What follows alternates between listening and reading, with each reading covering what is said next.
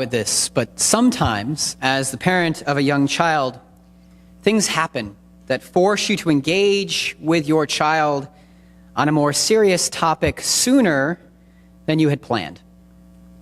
As people in this world and on this planet, there are topics that we know we will one day have to broach with our children, but we simultaneously want to allow them to experience the innocence of childhood as long as possible. In some cases, these are topics that you might have hoped would never come up. For instance, earlier this week, following the tragic shooting at the synagogue in Pittsburgh, when a local vigil was held here in Manhattan Beach on the pier on Tuesday evening, Elena and I decided to take Thomas along. Explaining what had happened and what the vigil was all about was not easy, and I must admit I had wished, foolishly perhaps, that I might never have to expose him to such topics. But life, as we know, happens, and we must respond. Yet there are other times when the challenging topics come from in a different, less abrupt way, even perhaps dressed up in animation. Who here this morning has ever seen the movie WALL-E? So I won't be spoiling it for everyone. At some point, the Imagineers at Disney made the move from talking mice to sharp social commentary. We learned what this meant in the last few months when we watched the movie with Thomas and were faced with a barrage of questions. What happened to all the plants? Where'd all the people go?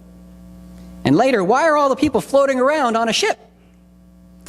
It made for quite the pre-bedtime conversation, and is always the case in our house with young children. The topic stuck around for some time.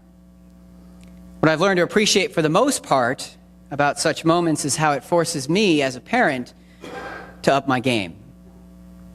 In that moment when I was not really thinking about discussing environmental issues with my young son, and in the long run, as I must consider the questions that may arise as he watches other surprisingly thought-provoking movies, or even more intimidating, when he graduates to live action. On the flip side, I have to admit that I appreciate that my son and other young people are exposed to such issues, even at an early age. If handled properly, it can make for better informed, more caring youth and adults as they grow up. To be fair, this was not the first time that Thomas was exposed to pro-environmental messages. I mean, the boy has been to church camp, after all. And we all know about the hidden environmental agenda at places like that.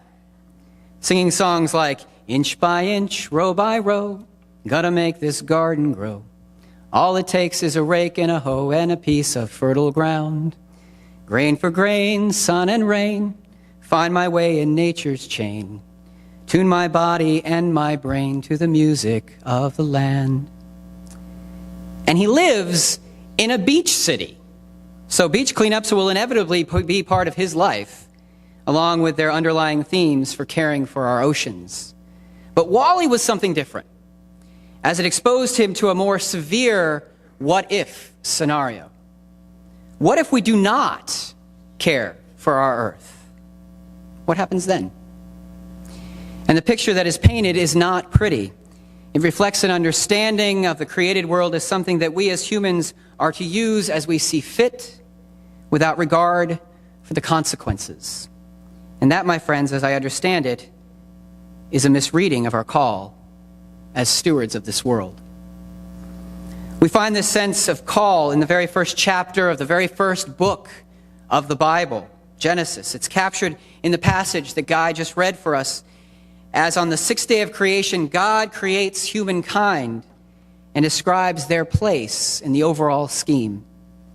The language, as biblical scholar Terence Fretheim suggests in his writings about Genesis, describes how God creates humanity and invites us to be co-creators in the ongoing creation.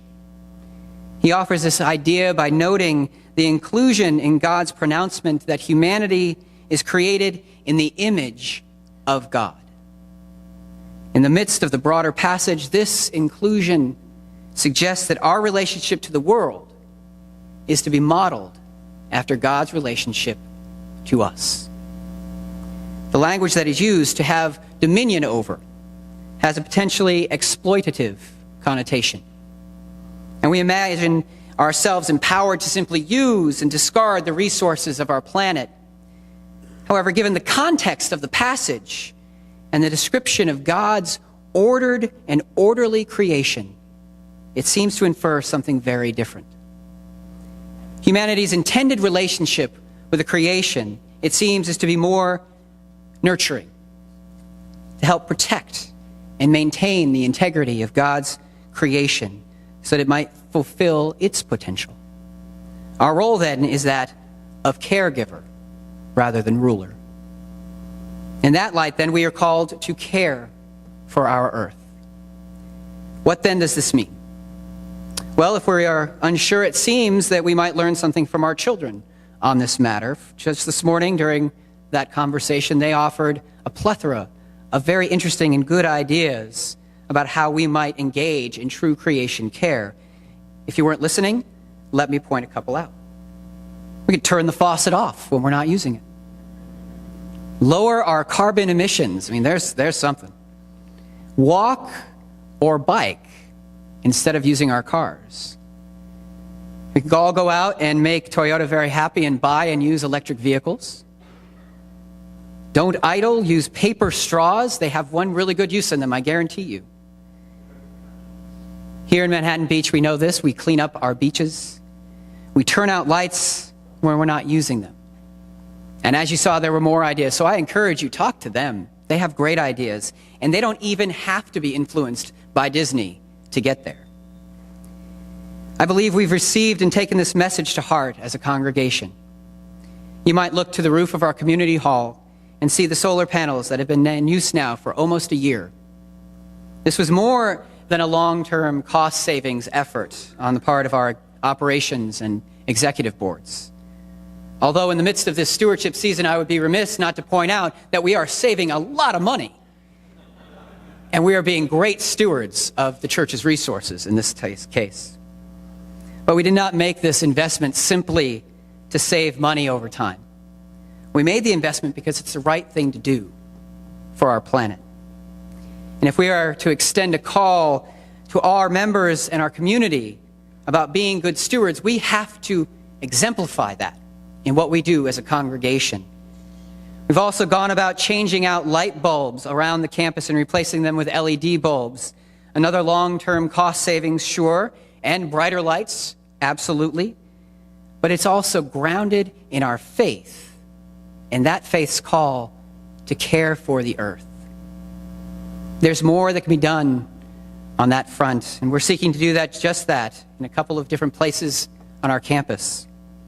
Once again, we seek to be sincere in our efforts to practice what we preach, and we continue to seek new ways to embody our message. We need not explore the what-if scenarios that can be found in movies, past and present. We are not dependent on little Wally opening our eyes to what our future might be, sitting on hover chairs on a space liner in dire need of exercise. It's an effective way to introduce such topics to our children, but it's not news to us. Heck, I don't even believe we need to engage in a debate on the merits of climate science. For we do not engage in efforts to preserve our planet simply because we fear the alternative. As people of faith, we do so because the story of our faith reminds us that we are made in the image of God, invited to be active and responsible co-creators of God's creation. We do so because we are called to care for our earth, hoping that our children and our children's children will follow our example, even as we seek to follow theirs.